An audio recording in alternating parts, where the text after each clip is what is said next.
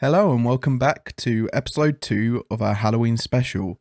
Today is going to be on the Crooked Man, so sit back and enjoy. Item number SCP-783.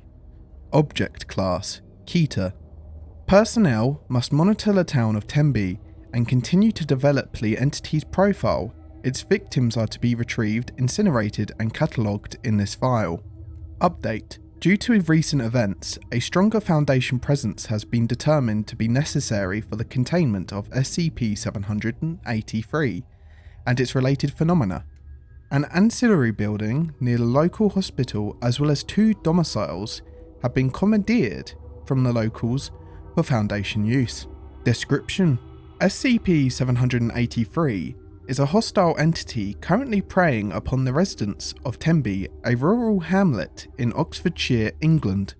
It has a period of activity lasting roughly 70 days over the fall and winter months, occurring every 12 years.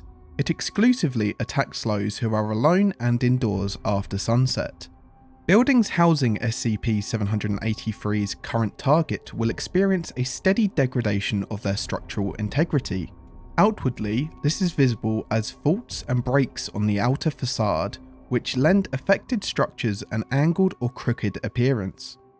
This anomaly extends to any objects which breach the affected building's exterior, causing immediate and severe deformation that is invariably fatal to living subjects. To date, personnel have yet to prevent an attack or been able to provide any means of assistance to SCP-783's targets. Due to this, as well as SCP-783's effect on recording equipment, little is known regarding SCP-783's exact appearance and the nature of its anomalous attributes. Victims of SCP-783 attack exhibit gross deformations in their body structure as the result of dozens of compound fractures along their long bones and severely displaced vertebrae.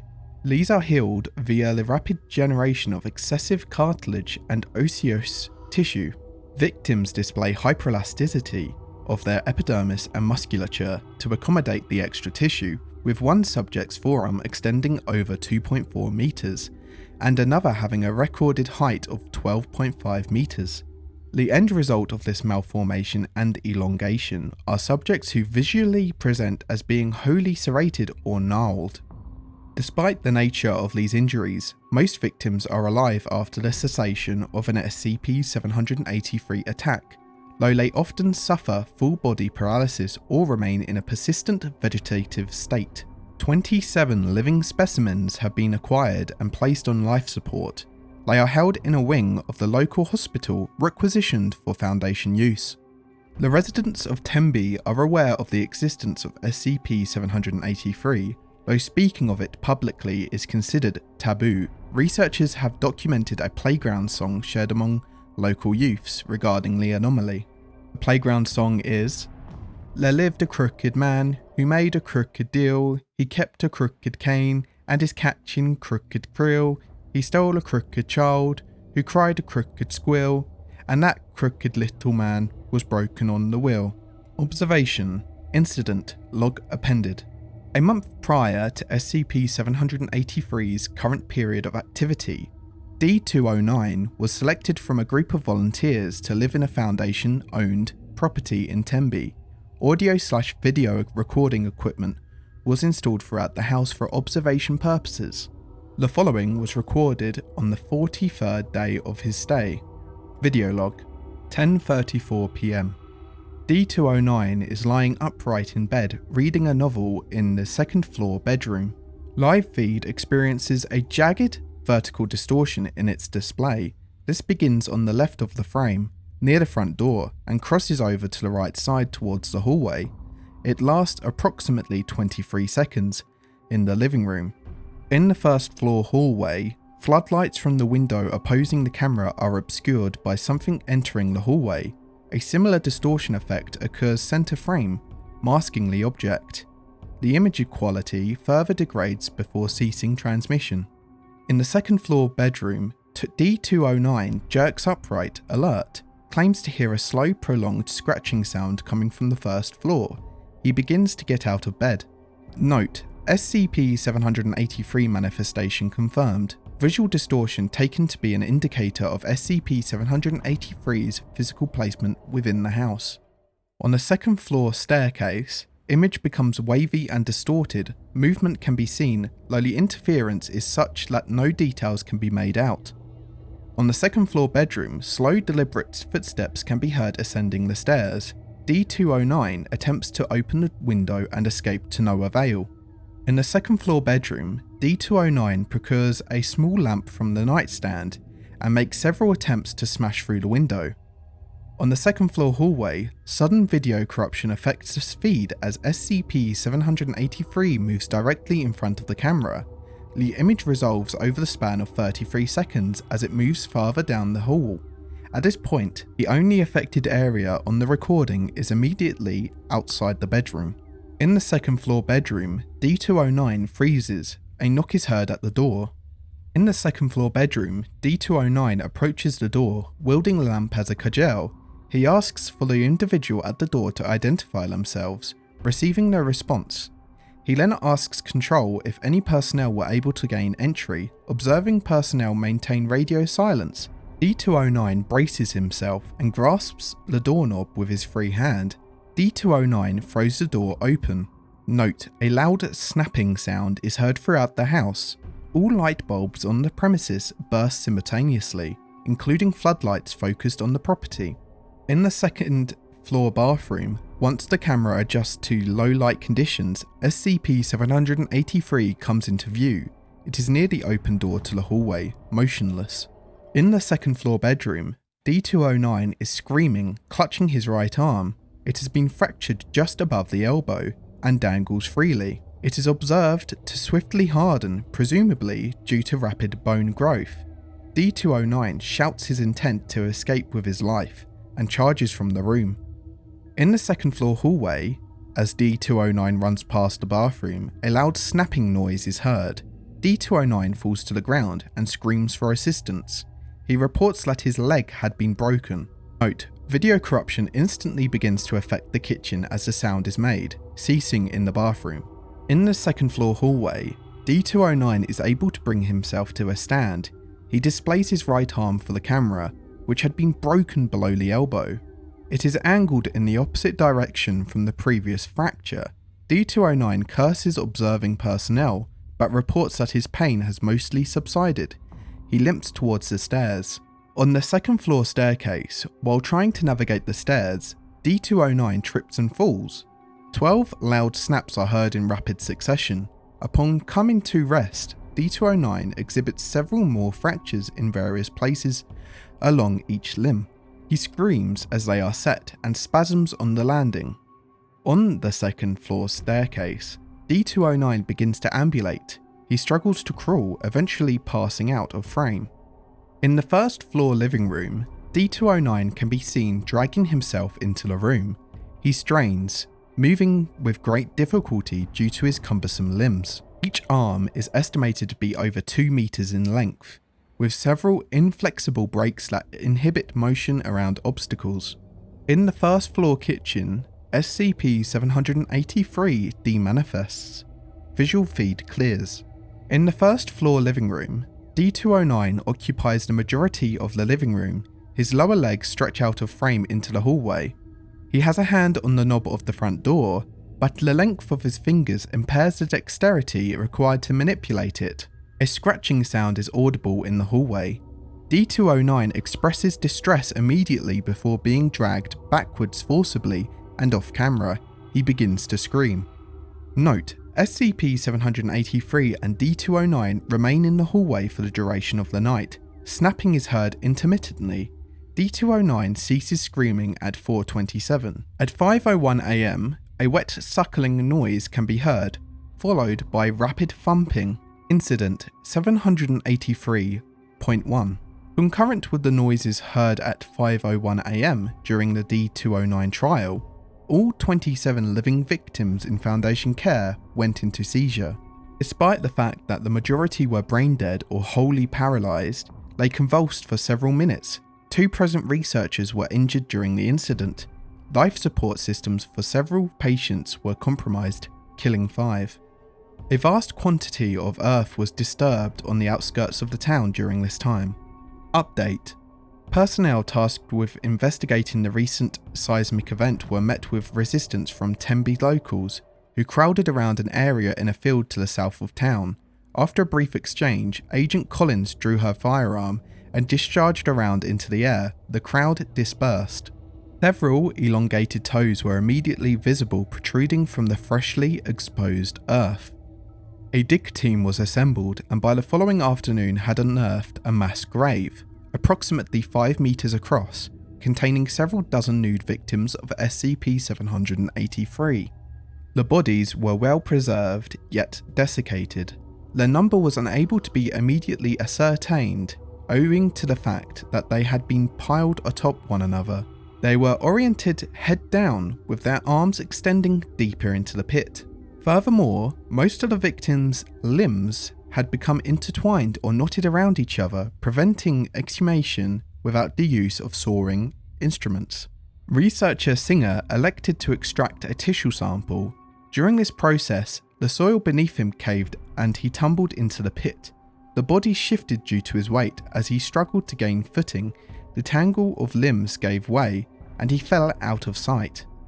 Agent Collins promptly commandeered a length of rope and tied it around her waist. She tasked several nearby personnel with reeling her in upon her signal and entered the pit.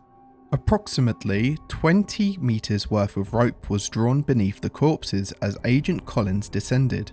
The line became taut after several minutes. She signaled for extraction and was recovered safely. Upon debrief, the agent testified to the existence of an anomalous locale, the entrance to which is located beneath the victims' corpses. A temporary leave of absence was granted to Agent Collins. Field logs. SCP-783-L1. Initial D-Class exploration for observational purposes. Retrieval of MIA personnel. Secondary objective. Field log 1. D-2172 is chosen to perform preliminary observation of the subterranean Tembe anomaly, a large circular pit acting as a mass grave for twisted and elongated corpses of past SCP-783 victims, all facing downward. D-2172 is suited in MOPP Level 4 gear and fitted with a retractable harness. Communication and video recording devices were hardlined through the tether. They were provided with a handheld photoionization detector, a Geiger counter, and other environmental testing apparatuses. They were allotted a basic survival kit, as well as a Ruger LC9 and ample ammunition. Expedition was scheduled to commence 8 AM local time, but does not begin until 8:35 AM. This is due to a minor issue regarding D-2172's personal protective garments. Despite being of proper size for their frame, D-2172 proved incapable of fitting them on. Even with assistance of personnel, larger gear had to be supplied. Transmission begins as D-2172 is being lowered via crane over the pit of SCP-783 victims. They prod their foot into a fold between the coiled torsos of 2 corpses, which part. They look up and signal for the technician to continue.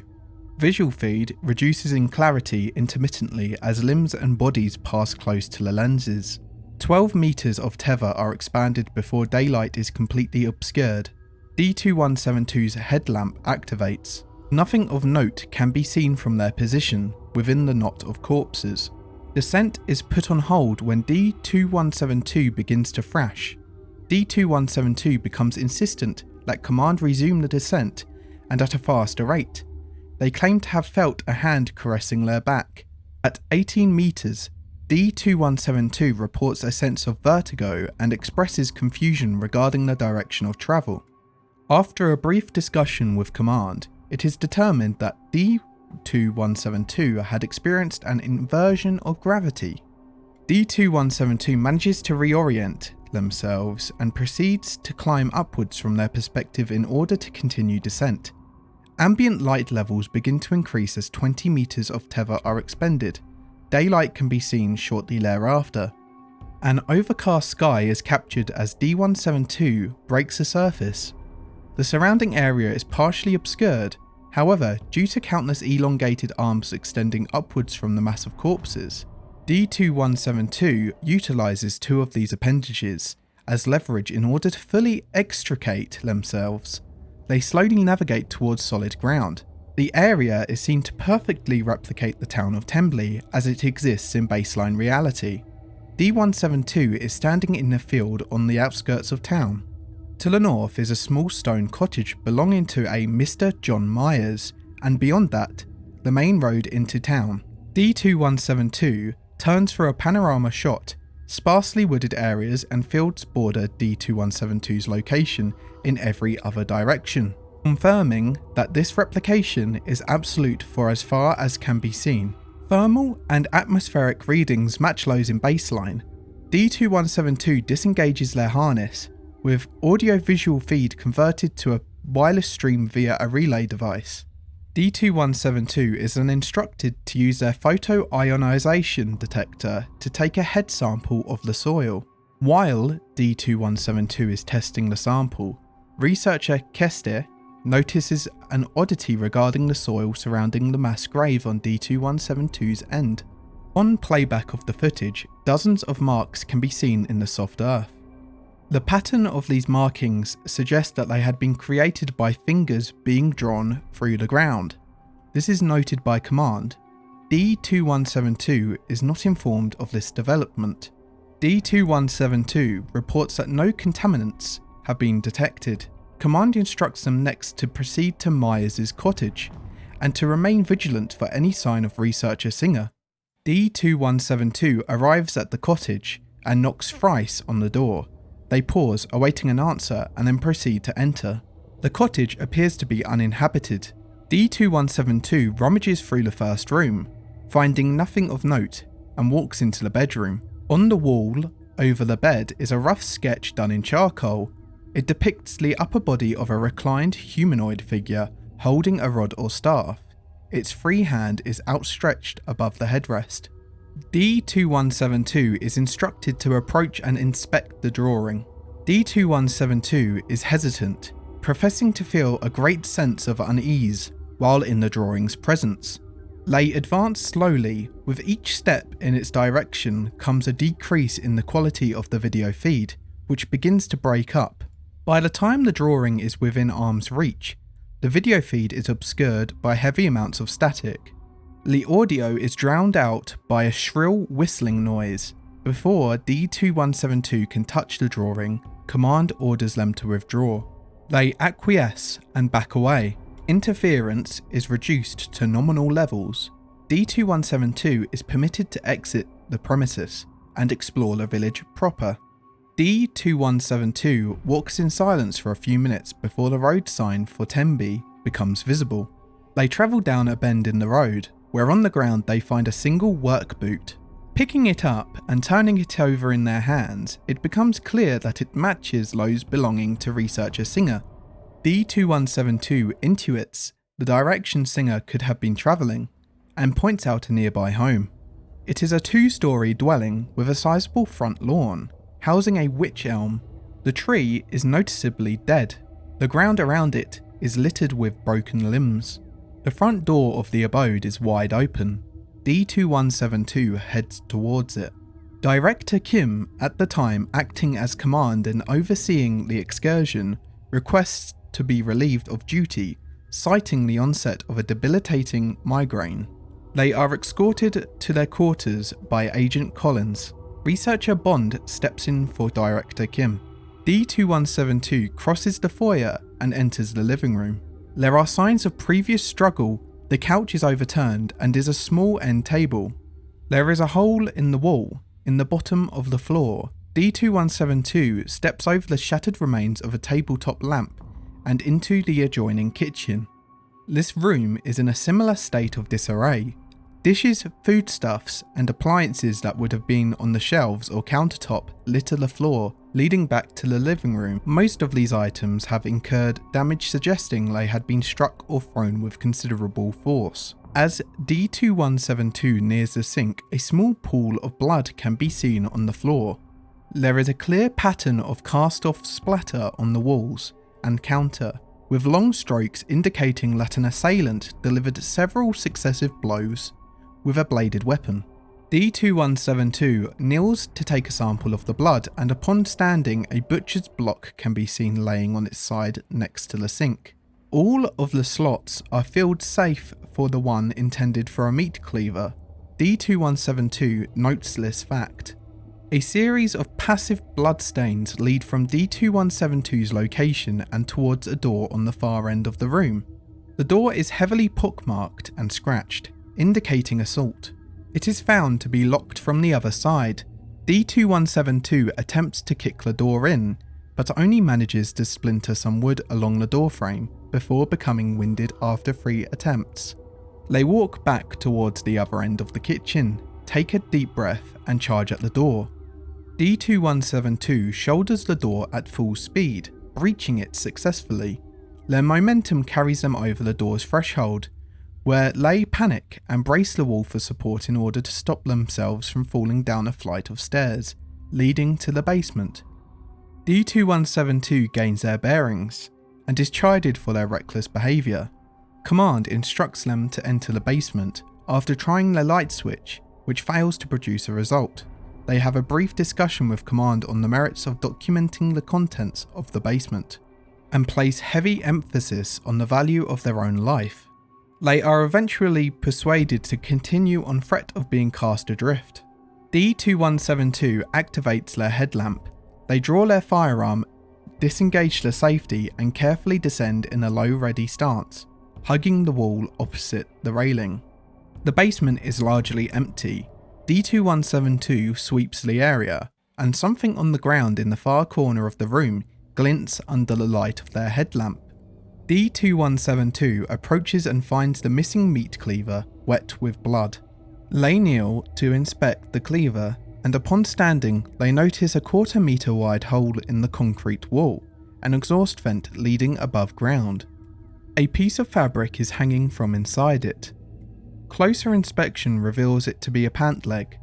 D2172 pulls at the article, which is found to be a tattered pair of tan slacks, previously worn by researcher Singer. A rustling is heard from within the vent. D2172 leans in closer to inspect, and something fleshy can be seen which quickly moves up a bend in the pipe and out of sight. D2172 promptly withdraws from the premises. Due to the discoveries within the domicile, researcher Singer is presumed to have been killed in action. D2172 is instructed to travel out of town in order to further document the nature of the area itself and determine its actual boundaries, if any. Little of note occurs for the next 40 minutes, as D2172 travels north and out of town, down Tenby's main street. D2172 is now outside Tenby's town limits, continuing on the main road, which now winds through a densely wooded grove of silver birches. This geography remains consistent with that of baseline for the following 2 kilometers, at which point the forest gives way to fields. It is not until a small cottage is spotted ahead that D2172 expresses concern. They stop and survey the surrounding area, revealing that they had somehow emerged back on the south side of Tenby.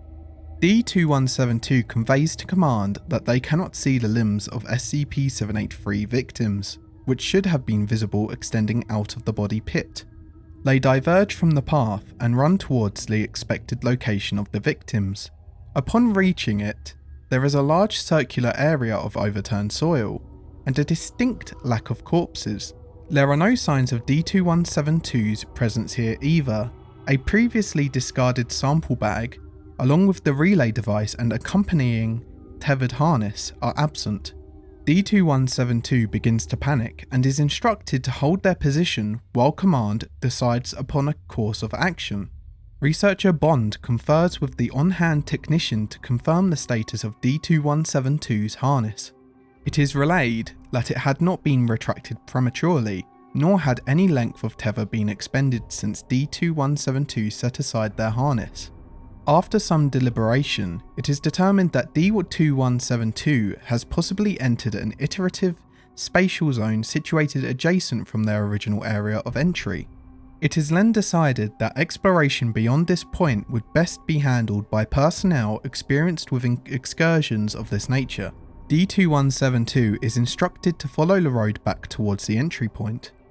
D2172 is travelling down the road through the silver birch forest at a brisk pace, idly conversing with command. It is as they remark on the absence of any form of life that a rustle of leaves can be heard. D2172 turns towards the source of the noise to find the naked body of an elongated SCP-783 victim. It is sprawled across the road, unmoving. A few dozen meters away, D2172 swears loudly and then turns to continue on the path. Another SCP-783 victim is stretched along the road before him, some distance away, also unmoving.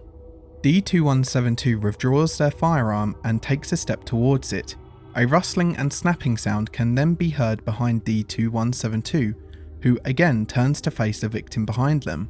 Although the body's position remains unchanged, it is clear that the trunk and arms had grown and elongated, twisting and breaking, placing them closer to D2172's position.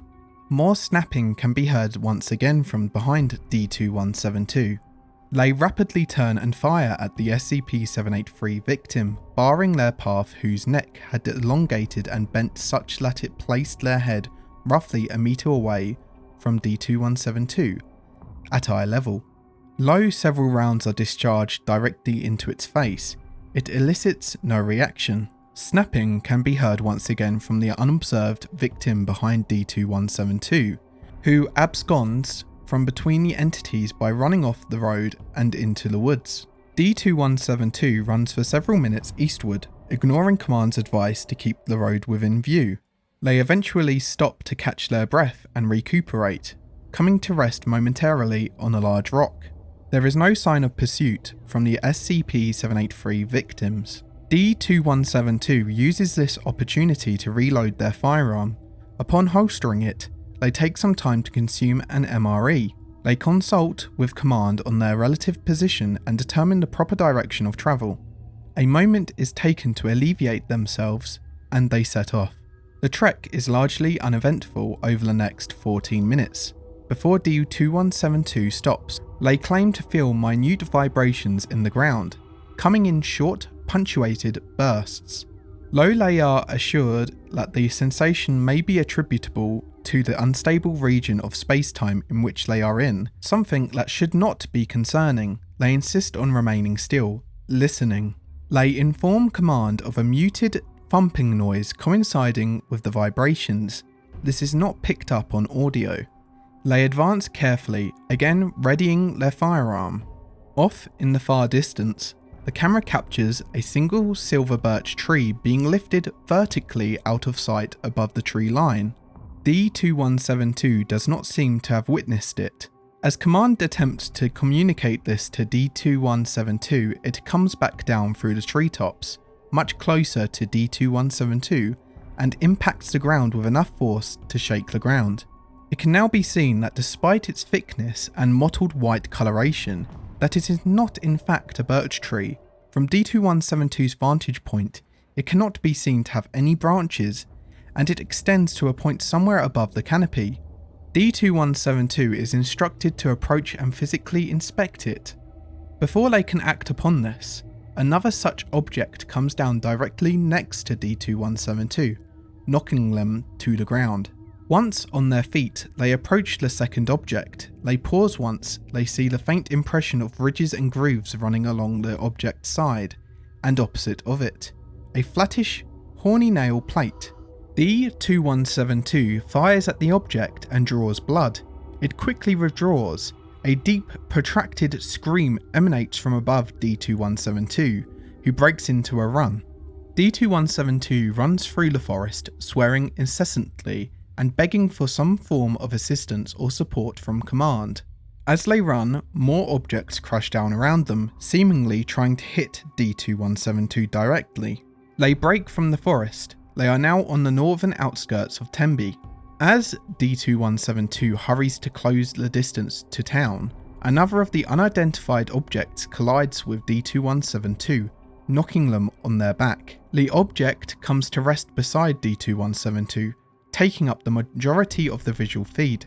D2172's gaze follows the object, tracing it up its length. Without the obstruction of the canopy, it can be seen to bend and twist, terminating several hundred meters in the air. D2172 screams when they discover its source. The nude form of researcher Singer is suspended high in the air, balanced on elongated and grossly enlarged fingers.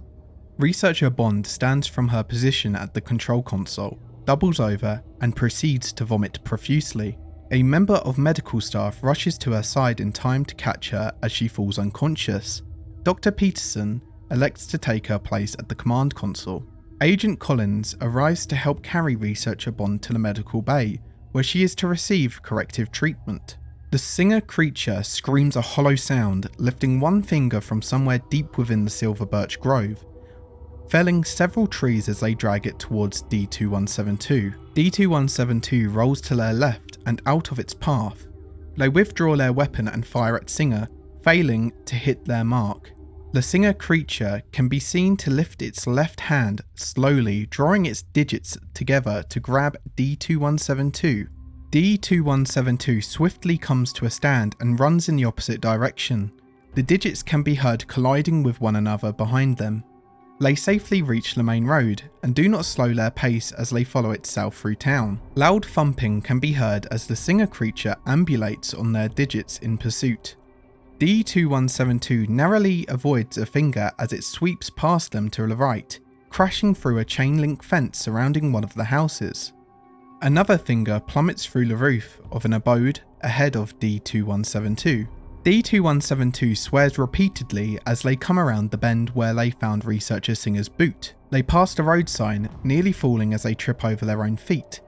D2172's pace begins to slow as they are clearly becoming winded. The Myers cottage comes into view, and shortly thereafter, arms can be seen extending out from the body pit. Command encourages D2172, urging them to reach the pit and assuring them that the technician standing by is prepared to reel them back in. The Singer creature screeches. D2172 is knocked aside with great force, tumbling into the field. Visual feed is lost due to the incurred damage. D2172 can be heard screaming and cussing with ambient volume suggesting that they are getting further and further away from the recorder. The thumping of the Singer creature's fingers can be heard becoming more and more distant as well. Silence is recorded for the final half hour. Dr. Peterson orders a termination of the audio feed and declares D2172 as lost. It is decided that D2172's harness may be recalled for future use. Agent Collins arrives in the control room and discusses the matter with Dr. Peterson. Collins asserts that there is no evidence that D2172 was captured or had expired, citing an ethics committee mandate on the exploration of non-incursive extra-dimensional locales. They persuade Dr. Peterson to leave available D2172's harness. Several personnel remain on hand over the next several hours. At 2:13 AM local time, the presiding technician reports that they witnessed the tether moving. After a moment of stillness, they are able to observe it becoming briefly taut as the line is tugged on twice, D2172's signal for extraction. Medical personnel are notified as it is anticipated that D2172 will need to be tended to. After a minute, D2172's empty body harness breaks the surface. It appears that none of the straps had been properly secured prior to it being recalled. The harness seems to be caught on something within the pit. The tether continues to retract, revealing the hand of D2172 grasping to the harness, which slips out of their grip. D2172's hand can be seen to move animatedly, attempting to grab hold of something to keep it from slowly sinking back into the mass of corpses. D209 rushes towards the pit, grabbing hold of D2172's hand moments before it falls out of sight. They begin to sink in the knot of bodies as well. D774, Dr. Lafayette, and Private Ord quickly come to assist D209, forming a human chain. and with their combined strength begin to pull their pair of D-Class from the pit. D209 is successfully extricated, his arms are outstretched, hands still grasping that of D2172, whose hands come back into view. As the four men pull, approximately 3 meters of D2172's forearm are dislodged from the body pit. It begins to bend and snap at several new points of articulation. D209, let's go. D2172 is reclaimed by the pit. And that is it for part 1 of SCP-783. I wasn't meaning for it to be in parts, but this is long. Anyway, the next video should be shorter, so yeah. If you liked the video, please like and subscribe, and keep an eye out tomorrow for the second part. Goodbye.